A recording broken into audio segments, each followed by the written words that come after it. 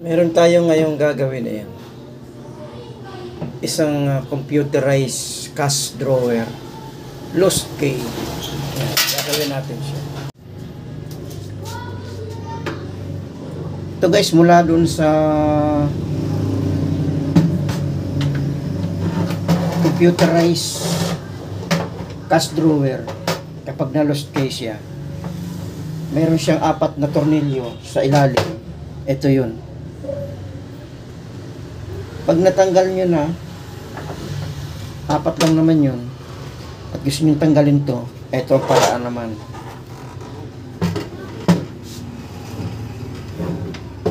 Ayan, tatanggalin nyo lang dito para mailabas nyo tong nawalang susi.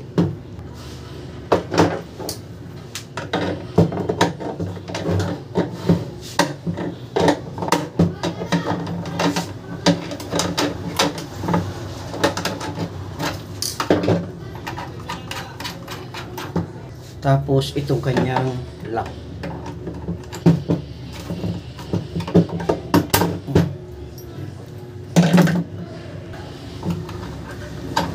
Guys,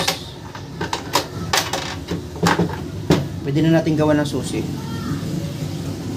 Guys, ito na, natapos ko na yung drawer na ginawa natin ng susi. Dalawa yung ginawa ko para meron siyang duplicate. Ayan. Hindi siya nabubuksan ha. The moment of truth. Ayan guys ha.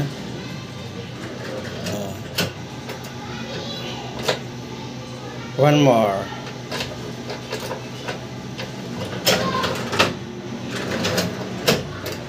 Ito naman isa.